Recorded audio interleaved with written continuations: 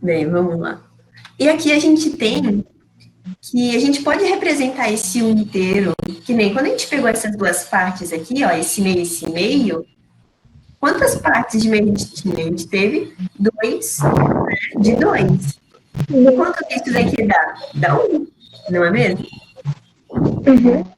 Assim como eu peguei três partes, né? Dividi aqui em três, e quando eu pego elas, as três, tendo meu um aqui, né, como tomando meu inteiro, quando eu pego os três, as três partes de três, eu também tenho um. E assim eu continuo, ó.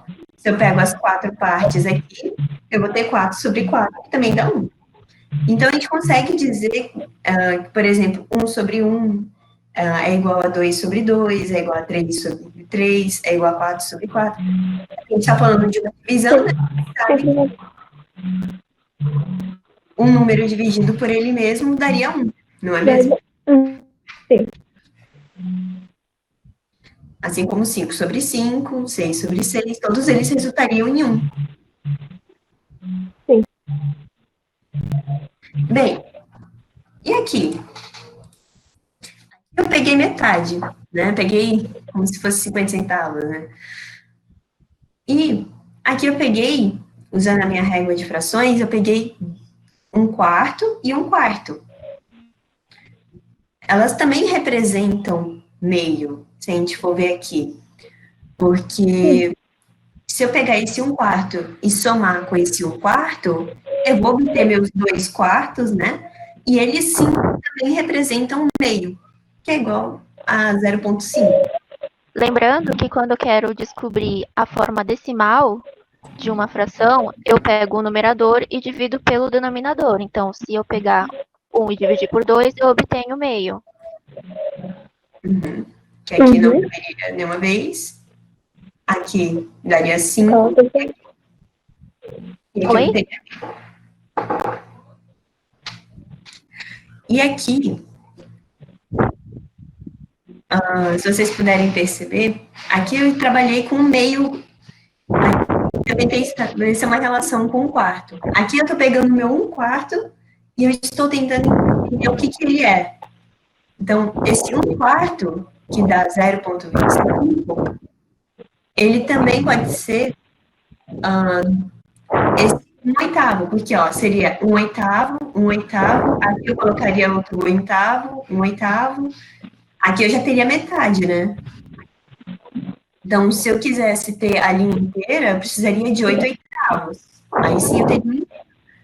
Mas nesse caso, como a gente só quer uma relação com o quarto, a gente tem que um oitavo mais um oitavo é igual a 2 oitavos. E que a gente já viu que eles têm o mesmo tamanho que um quarto. Como a gente consegue ver aqui. Então, eles dariam também 0,25. Uhum. E aqui eu fiz novamente. Eu peguei um oitavo e eu coloquei que ele representa 1,16. Se eu voltar lá na minha régua de frações, né, eu consigo perceber, Daniel, que se eu Oi? pegar. Alô? Eu consigo, eu consigo perceber que se eu pegar 16 pedacinhos desse daqui, de um 16 avos, eu também teria um inteiro, né? Então, se eu pegar duas partezinhas de um 16, eu teria um oitavo. Eu teria. Alô?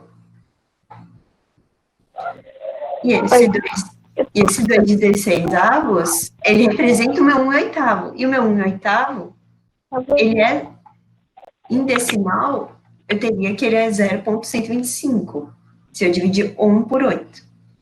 Então, a gente teria uma fração equivalente a um oitavo, já que elas são, além de terem essa mesma razão, né, esse mesmo valor quando eu divido, elas também representam, né, aqui no caso, o mesmo tamanho, a mesma quantidade aqui.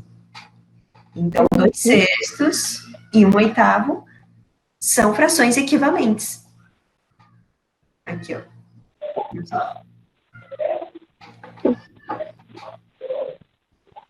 Até aqui tudo bem? Tem alguém com dúvida? Eu não tô com dúvida não, mas não sei quem tá mais. Tá bom? Quem? Eu não tô com dúvida, não. Tá bom. Ah, então tá ótimo, Renata.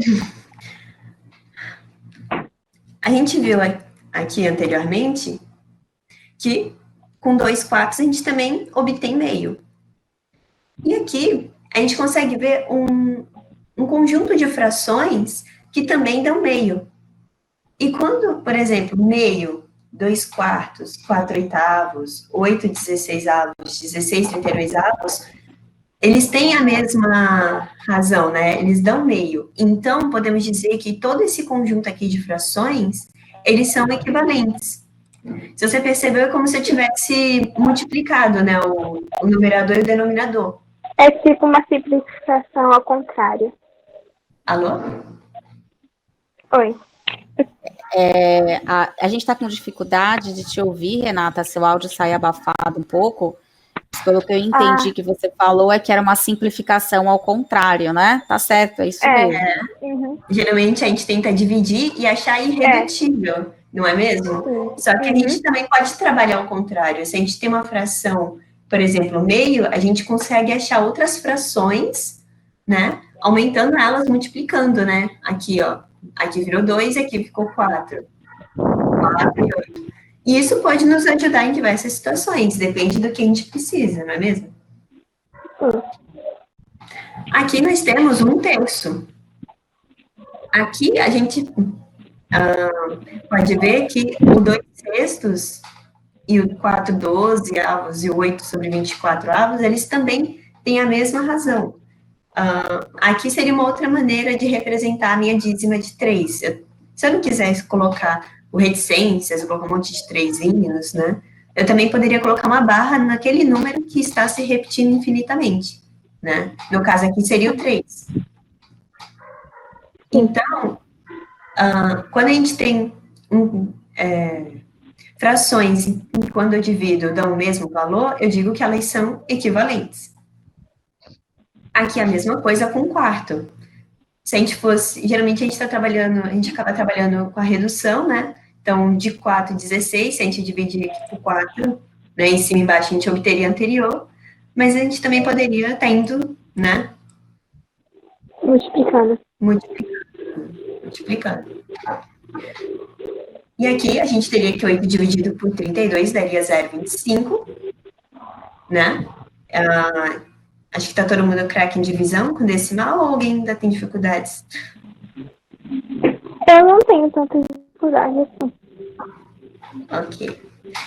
E esse aqui é o 8º, então a gente também poderia estar achando frações equivalentes, dobrando, né, multiplicando seus numeradores e numeradores.